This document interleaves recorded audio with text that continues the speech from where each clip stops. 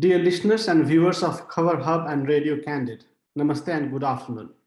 Welcome to the very special interview of Cover Hub with Dr. Ernest Gunasekara-Rockwell, Editor-in-Chief of Journal of Indo-Pacific Affairs and Director of Consortium of Indo-Pacific Researchers.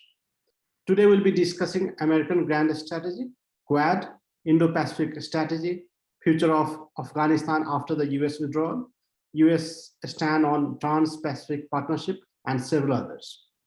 Dr. Ernest Gunasekara-Rockwell is the Editor-in-Chief of Journal of Indo-Pacific Affairs and Director of Consortium of Indo-Pacific Researchers. Prior to standing to the journal, he was the Acting Director and Managing Editor of Air University Press and the Acting Dean of Air Force Research Institute. Earlier, he served as a human intelligence collector and Korean linguist for the US Army. He has taught at various institutions of higher learning in the United States and was an assistant professor in the Technology Integration Division at the Defense Language Institute Foreign Language Center.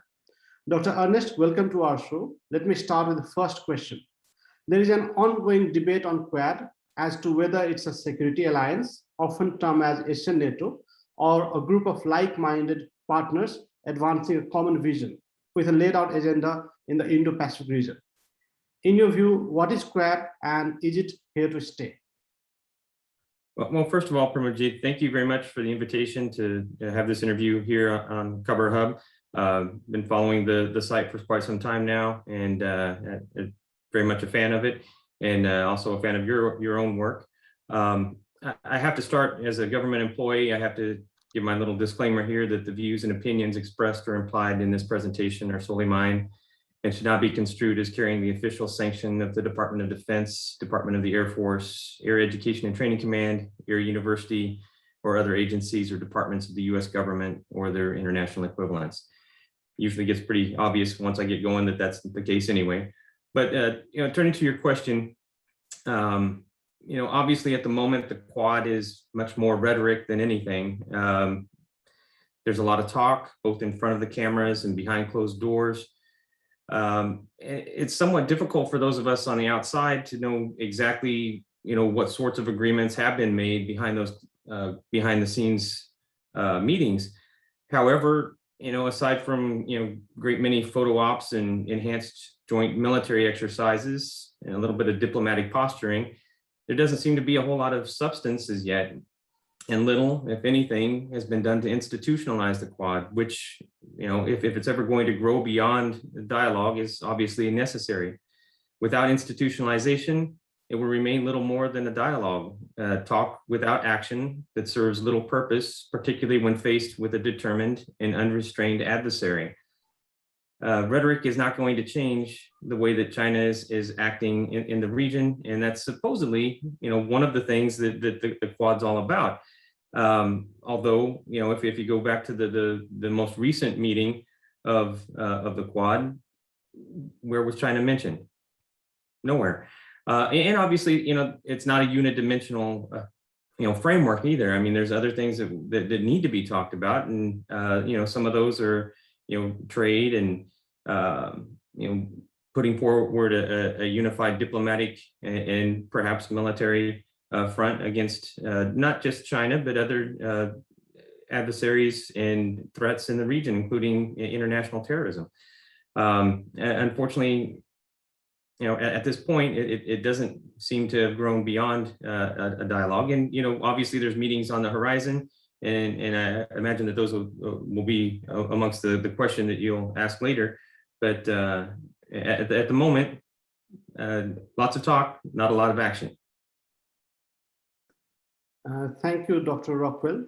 What are the potentials and limitations of the Quad based on the 4 dimensions of power: diplomacy, information, military, and economy, also known as DIME?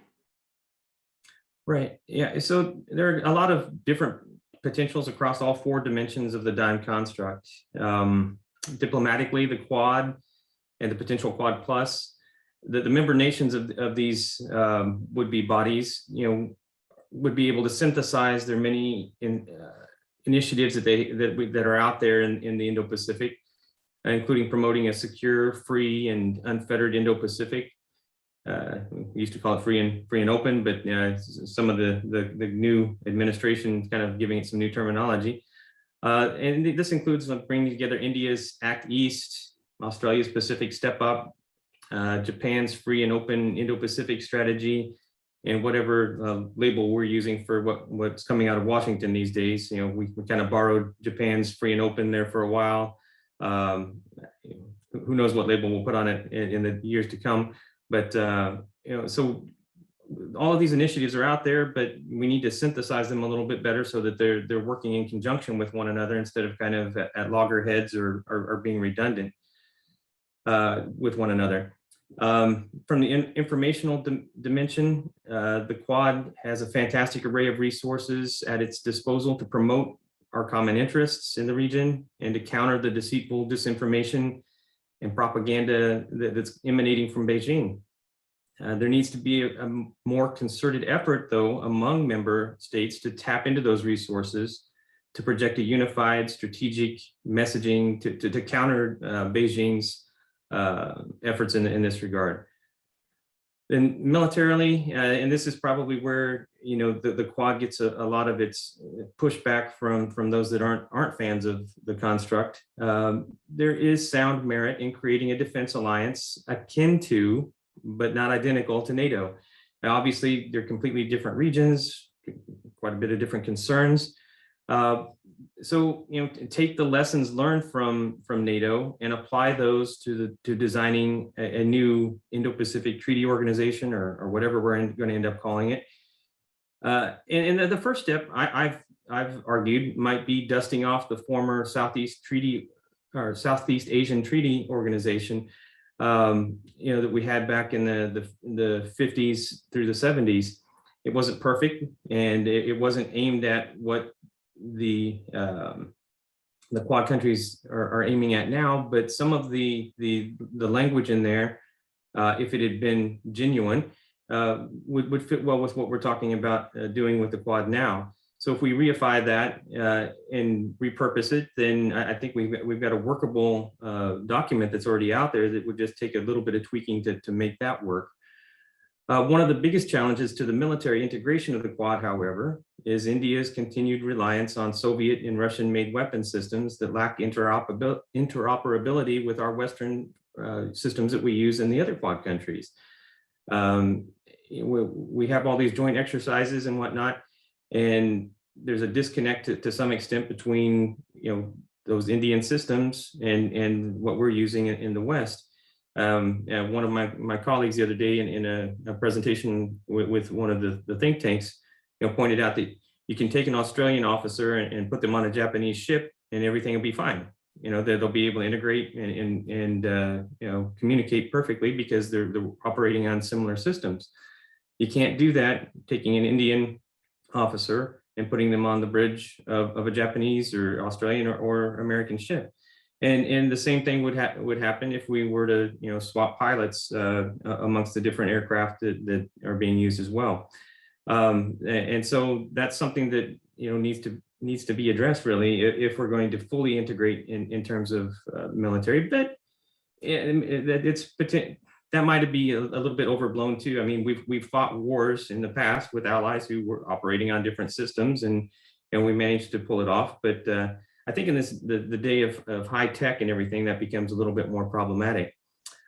Additionally, there needs to be greater joint professional military education, some language training, and just training programs that bring together then all of the members of the Quad more profoundly. I mean, here at our university, for example, where my journal resides, we typically have somewhere between 2 to 4 Indian officers each school year.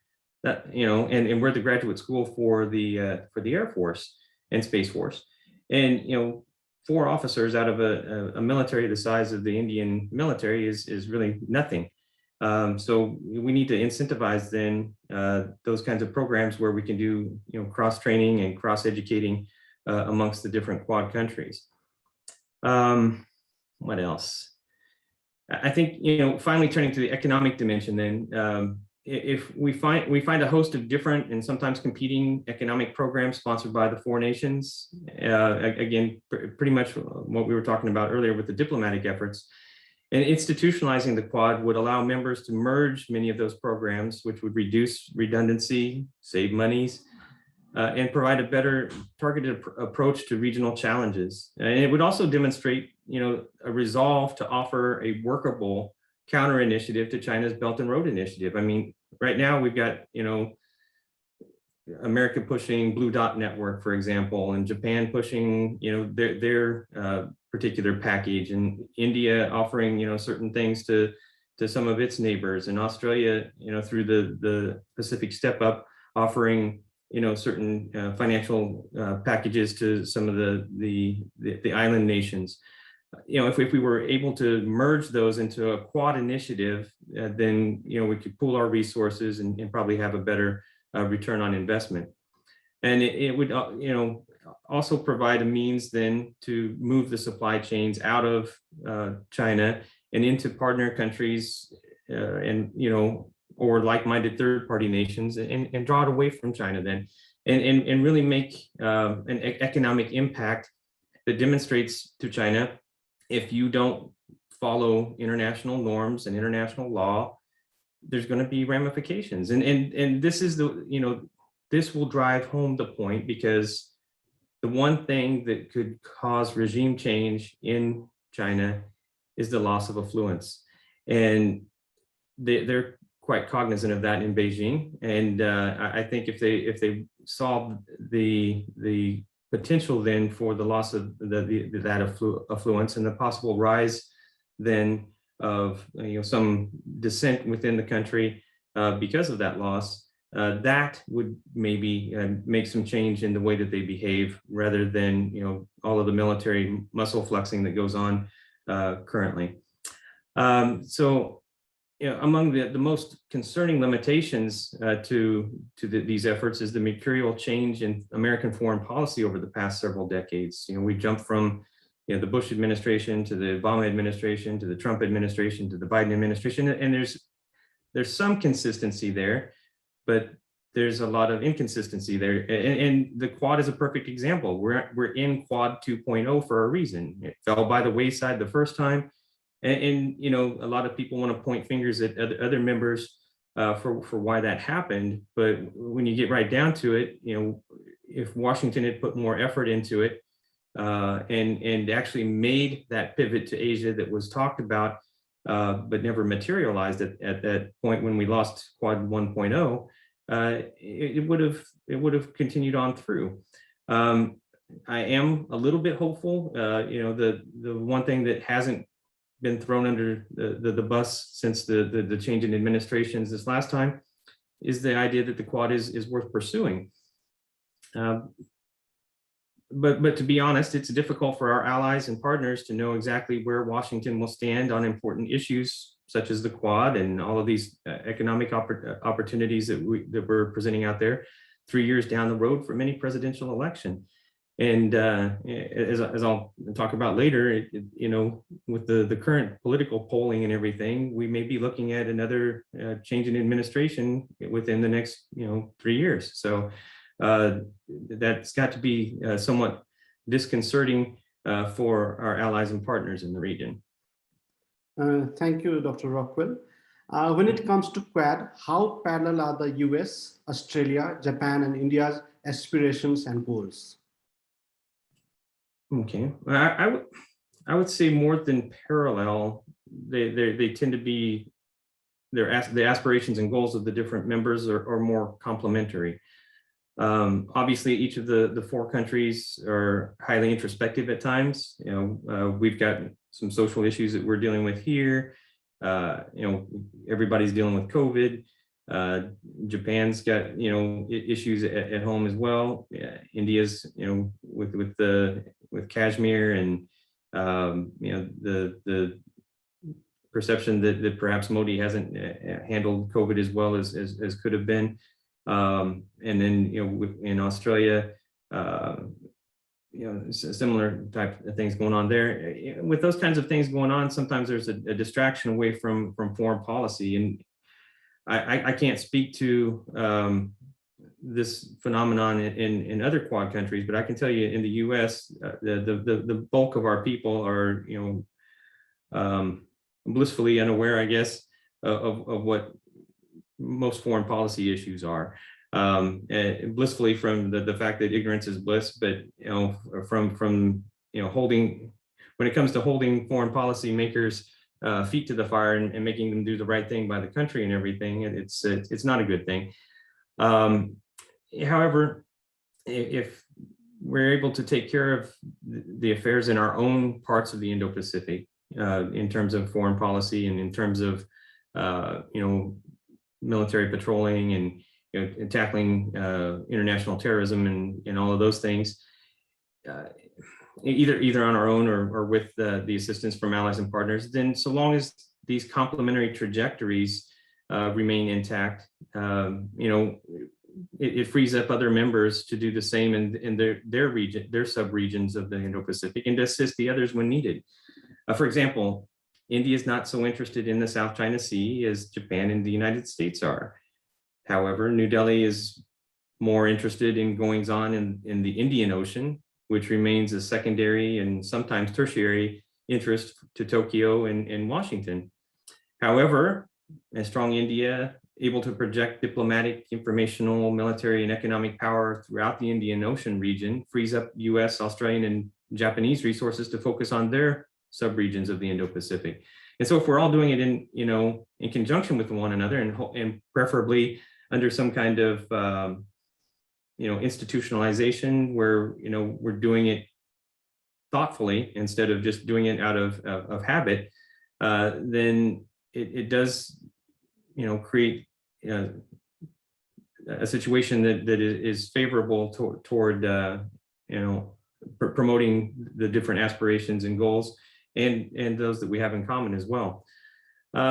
Likewise on an economically vibrant Australia and India, removed from the threat of economic coercion by Beijing, these are important to Japan and the United States as well. So I think it's perfectly fine within any alliance or partnership for the members to have divergent interests and aspirations and whatnot, as long as they are able to complement one another and kind of support one another as well. I mean, that's essentially what an alliance and a partnership is for. It's not to make everybody a carbon copy of one another or for everybody to be playing the same role within the institution.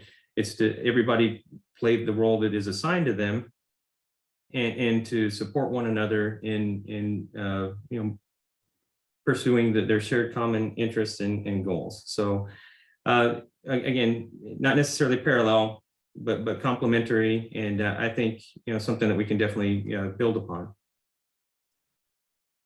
Thank you.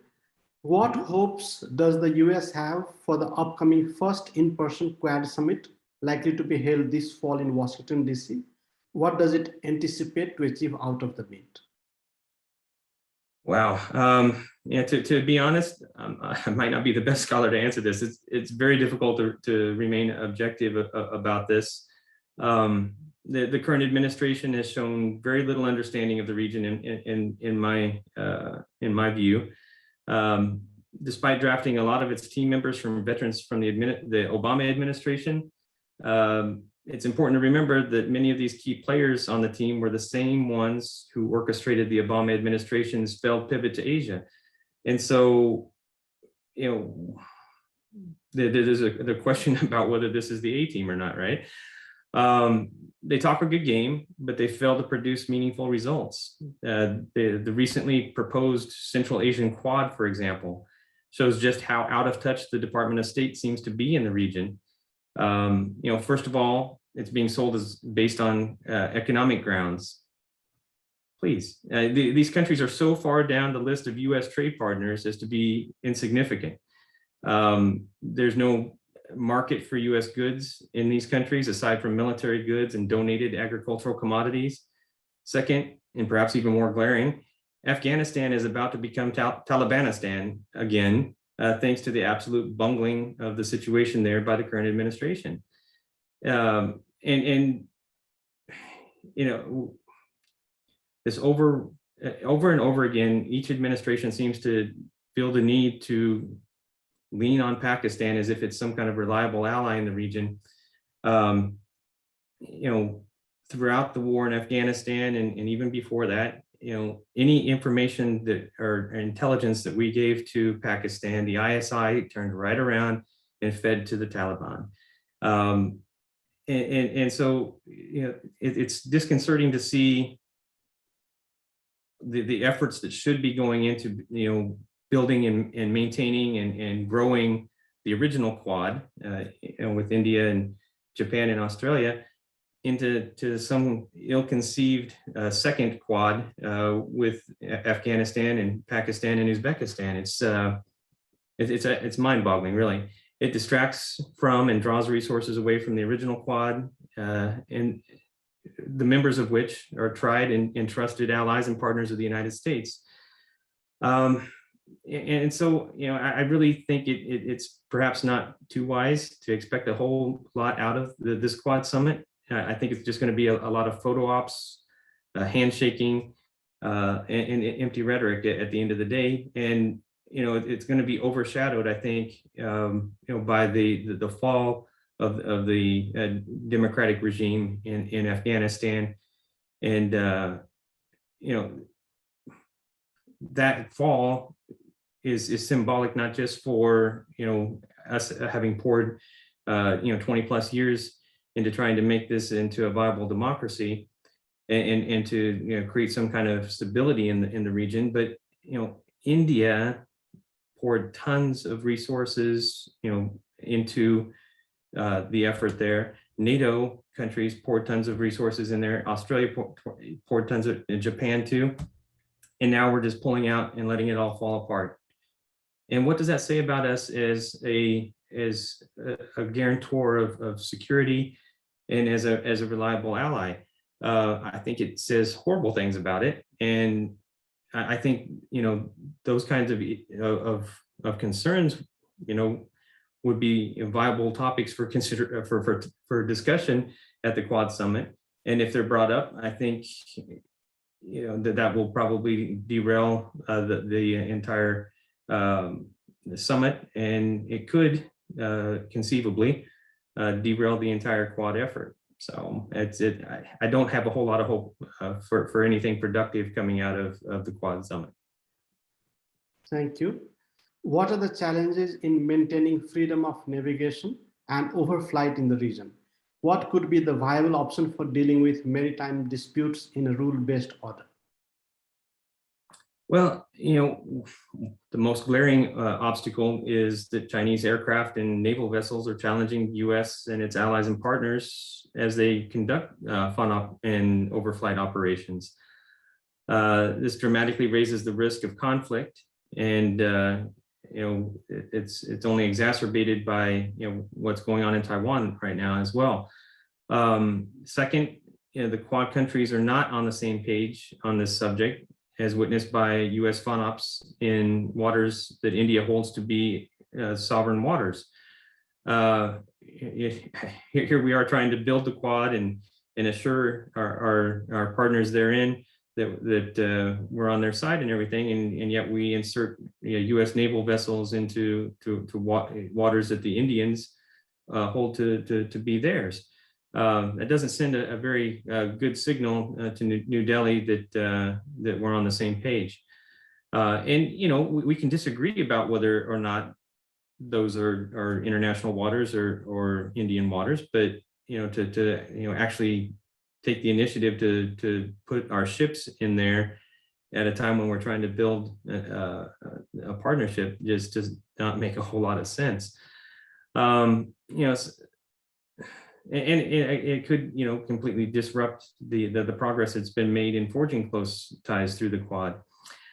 I think that bringing in the Quad members' coast guards more fully into the equation could be a benefit. These services are typically tasked with law and order responsibilities rather than warfighting missions. And as such, they are better suited to engage violators of sovereign waters than it is and less likely to lead to escalating to a shooting match. China understands this. I mean, this is why Beijing has used the China Coast Guard, which, they just passed a new law in the past couple of years to give them greater authority. And it allows them to violate other nations' sovereign space because China believes that such craft are less likely to be fired on. And at the same time, using these, law and order sort of vessels, it creates the illusion that, what's the big deal? We're just patrolling our territory, right? So it gives China the illusion of some kind of sovereignty over waters that they really don't have.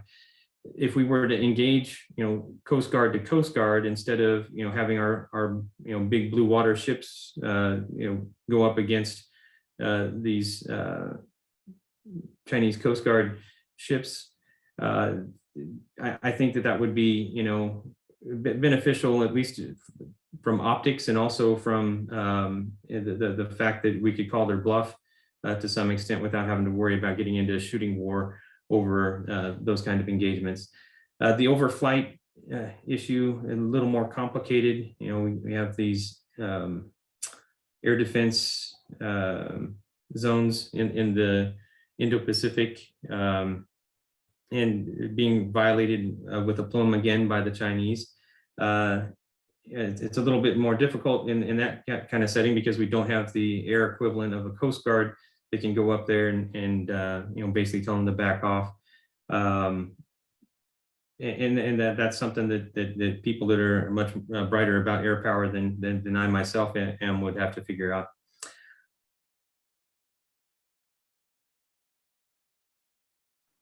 Thank you.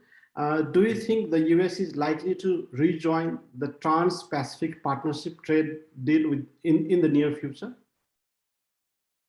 That window of opportunity, I think, is quickly closing. The current administration has struggled to find any traction on foreign policy writ large. And to be honest, it diverts most of its attention to domestic issues here in the United States. And in doing so, it's expended much of its limited political capital in DC. And again, as I mentioned earlier, should the current polling continue on its current trajectory, the Democrats are going to lose control of the Senate and possibly the House as well, at which point, President Biden becomes a lame duck and will be incapable of pursuing any of his agenda, including joining any of the trade blocs in the Indo-Pacific. So I just don't think the attention is there. It definitely doesn't seem like there's it's not seen as an emergency, even though there was a lot of talk about it during the election. And it's kind of a blessing and a curse, I guess. In not joining, we give China free reign and influence over these trading blocs in a manner that really doesn't benefit the Quad at all. And particularly since India hasn't joined RCEP and either. This leaves some Quad partners are in, some Quad partners are not in. And it looks, like we continue to pursue our hub and spoke model of diplomacy and military cooperation in the region that, perhaps in the current environment and everything aren't enough when it comes to, these more economic sort of endeavors. So I don't think it's going to happen. But I'd be happy to be proven wrong. So, thank you, Dr. Rockwell. You know that Biden rallied American allies at the G7 meeting of wealthy democracies and treaty partner at NATO before he sit down with Putin. Was this sequencing a strategy or a symbolism to create unified front posture in order to bolster Biden's position regarding Russia? I think it was mostly symbolism.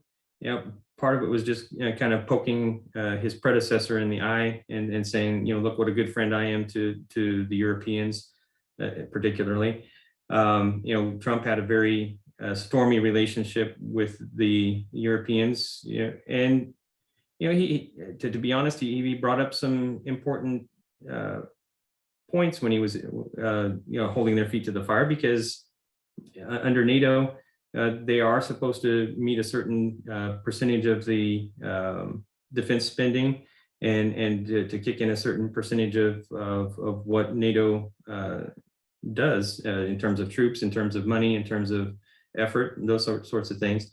But that didn't resonate obviously very well with the Europeans, who didn't like to be called out about it. So I think part of it was Biden going in there to assuage the feelings of the Europeans and make them feel like and don't worry, Trump was an aberration, and we're still your best friend, that sort of thing. So a lot of it was just kind of symbolism, both in terms of trying to one up Trump on the world stage, and also to assure longtime friends that we're going to continue to provide the gravy train for our joint ventures in Europe. So to illustrate whether or not this was strategic or symbolism, what exactly did Biden get out of his meeting with Putin? Absolutely nothing. Did it stop the Russian pipeline or convince Germany to abandon it? No. If anything, it again illustrated that the administration is all talk and no action. In some ways, the polar opposite of the Teddy Roosevelt administration, for example. The Biden administration talks with a loud voice, but carries no stick. Teddy Roosevelt's famous saying was, to speak softly, engage in diplomacy, that sort of thing, but carry a big stick. So, if we can't get along, there will be ramifications, basically. The current administration doesn't seem to have any. It's all just rhetoric and diplomacy for the sake of diplomacy, which obviously provides some wonderful photo ops and that sort of thing, but it doesn't really lead to any action or benefits, really. So I think just to go back to specifically to your question, I didn't see any strategy in it. It was just photo op. Thank you. As troops leave Afghanistan, can we take it as US shifting military focus from counterinsurgency and conflict in the Middle East to competing with powerful near-peer rivals such as China? I don't think that the withdrawal connotates any, movement towards, great power competition. First of all, Afghanistan is part of South Asia or Central Asia, depending on how you want to draw the map, I guess. And withdrawing, the U.S. withdrawing from the country hands it over to the Taliban, with whom the Chinese are already making overtures. So, if we're looking to have the withdrawal mean something in terms of competition with China, if anything, it means we're strengthening their hand. If they are able to gain influence with the Taliban, they already have Pakistan in their back pocket, and it won't take a whole lot of resources, I don't think, to get the Taliban to follow suit. The Taliban was created by Pakistan and share a lot of common goals with at least the intelligence service in Pakistan. So I don't see that the withdrawal is going to do us any good, and if anything, it strengthens our adversary's hand.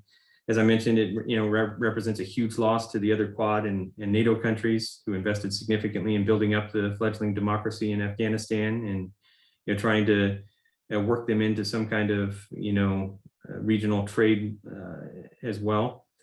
And all of this calls into question the reliability of the United States as a guarantor of security at the very time when we're trying to maintain partnerships in the Indo-Pacific and to show that we're more reliable than China. If I'm Xi Jinping, I'm laughing my head off right now at how foolish the U.S. looks in withdrawing from Afghanistan, at least in the way that we are withdrawing. And it's lamentable, and I would like to think that it would connotate that we were hoping to refocus in other places in the Indo-Pacific, but if that's the case, I haven't seen anything that indicates that. And I think having brought up that new Central Asian Quad earlier, it certainly doesn't seem like we're planning on refocusing anywhere. If anything, we're doubling down, but doing it from a weaker position. if we withdraw our troops, excuse me, if we withdraw our troops from the region, we lose a huge leverage block that we had in terms of, trying to assure that Afghanistan stays democratic, the ability to keep Pakistan to behave a little bit better than it might otherwise if we're not there, and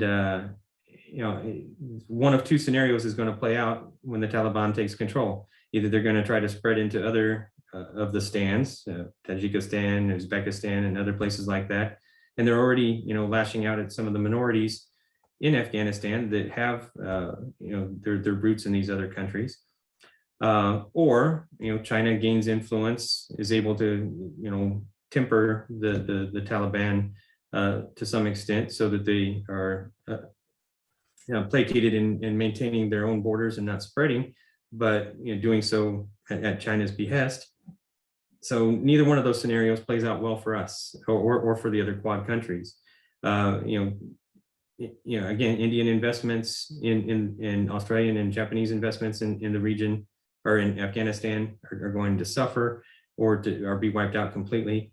And then China is able to roll in and either take over those kind of operations, or is at least able to deny the Quad countries the benefit of keeping those. So not a good situation at all. Thank you. How do you view the role and significance of middle powers, especially the South and Southeast Asian countries in the region? How can these countries jointly work with the United States in different avenues in the region? I think it's terribly important, especially if we're going to accept the idea that we're no longer a superpower and that we're moving towards a multipolar world, or others have called it a bifractured sort of environment where we have two competing great powers, but they don't have the same kind of leverage over their individual blocks that we had during the Cold War with the Soviet Union. In either one of those situations, then middle powers are given a lot more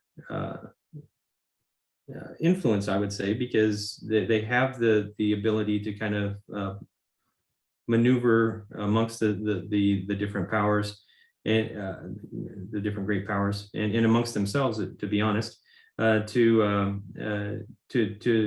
pursue their own aspirations and their own goals. I think, if you look at the way that the U.S. Indo-Pacific strategy and the U.S. Indo-Pacific strategic framework were phrased, ASEAN played a significant role in there in terms of recognizing the fact that working through that organization could sometimes be more beneficial than working with the individual countries that are a part of that organization. And because we have some friends within that organization, we have some folks that we don't necessarily consider to be friends, but if we work through ASEAN, then we're able to be a friend of a friend, if you will, and kind of reap the benefits therefrom.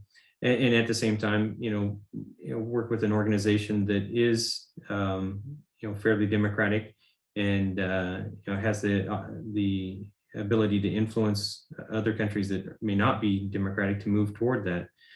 I think the Indian Ocean Rim Association is another acronym out there that with countries that we could work with perhaps the exception of Iran, which it's always kind of been a head scratcher for me that they're a part of that. But at any rate, I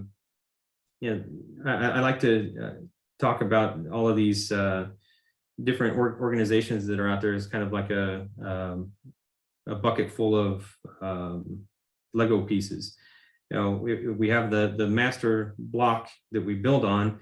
We can plug into all of these international organizations that are out there and work with some of the middle powers that are out there to put those blocks into a shape that is conducive to the Quad, conducive to our own aspirations, and yet is also it provides a viable alternative to the Belt and Road and the Maritime Silk Route, those kinds of things, and proves to be beneficial for everyone engaged in that. And obviously, it's not just the South and Southeast Asian countries either that are interested in here. We've got the British that are coming back into the area. We've got the French, several of the European countries, including Germany and the Netherlands, have published their own Indo-Pacific strategies in the last couple of years. Canada, we just published an article by Stephen Nagy talking about Canada's need for an Indo-Pacific strategy. And these are middle powers that we can bring into these equations too. And we should probably foster some folks from the Indo-Pacific countries of South America to get involved too, because then and from East Africa, because this then provides then a very holistic approach to working middle powers into the equation. In perhaps the Quad Plus construct would be a perfect way for doing that. But again, if we don't institutionalize the Quad itself with the core four countries, then Quad Plus is never going to come into existence either. And so we're back where we started from to some extent.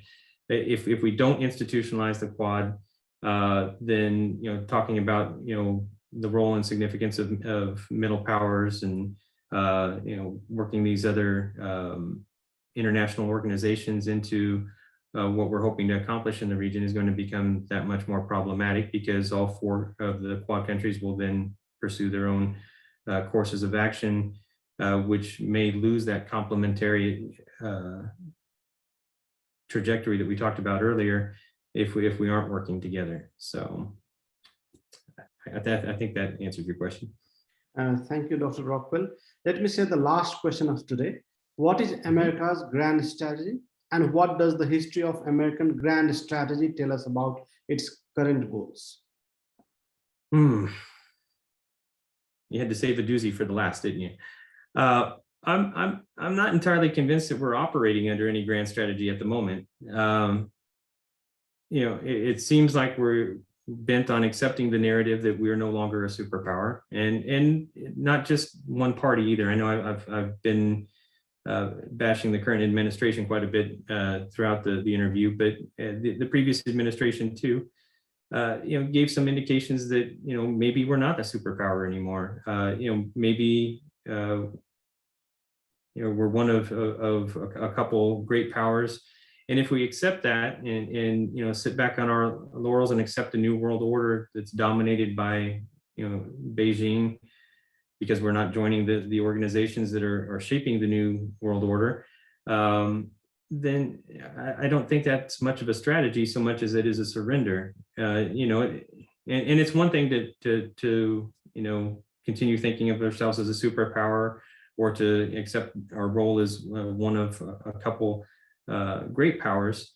It's another thing to kind of withdraw from the world altogether, or to just sit back and let Beijing get stronger and stronger without challenging them. Naturally, this isn't the first time in American history that we've witnessed such a malaise, as it was termed back in the Carter administration. And it's not too late for us to reverse course and to go back then to that history of American grand strategy that kind of waxes and wanes with the different personalities that live in the White House, I guess you'd say. It would necessitate, I think, a tremendous change of mindset in Washington in the form of a complete transformation of the current administration's approach, or a seismic shift in the vote in 2022. American grand strategy in the Indo-Pacific. Well, first of all, we haven't talked about the Indo-Pacific in terms of grand strategy that much until the last couple of decades in the first place. So that in itself is somewhat of a shift in American grand strategy thinking. But it remains, I think, a half completed transformation to accepting the idea of the Indo-Pacific. Yes, we changed Pacific Command's name to Indo-Pacific Command. And, where we talk Indo-Pacific all the time. And this wasn't a term that came up with the Trump administration. Hillary Clinton was using it before that, and I believe others before her. And so it transcends the political parties, but it has the idea of Indo side of the Indo-Pacific construct really taken hold. And all you have to do is kind of look at where we're focused in terms of what strategy we do have out there. South China Sea, East China Sea, Straits of Malacca. And then where's the Indian side of that, or Indian Ocean side of that, right? So are we engaged that much with Mauritius? Have we started talking with Mauritius about what happens if a Labour Party government in the UK comes to power and hands Diego Garcia back to Mauritius, with all of our assets that we have stationed in Diego Garcia at the base there? Do we lose that? Well, if we haven't fostered a decent relationship with Mauritius, or come to some kind of agreement with them, we very well may. And then what happens?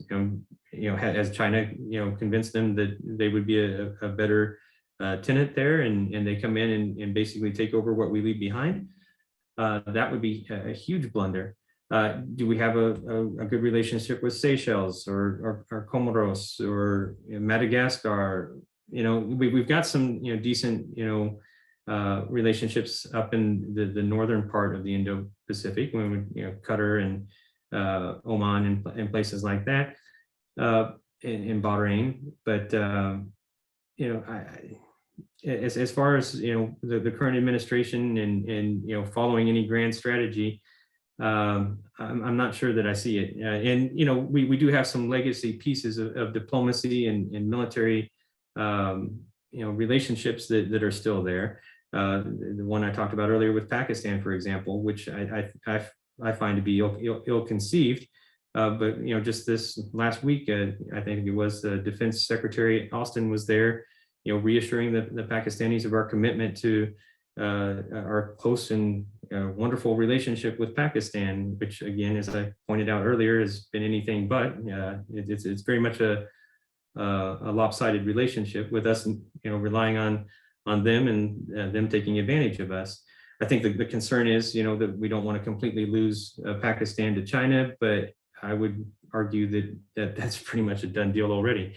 So anyway, to return to the question at hand, I do think we're influenced by the history of American grand strategy, but I'm not sure that we're following any strand of it in the current administration. And if we are, then it's very much behind the scenes and not out there for general consumption.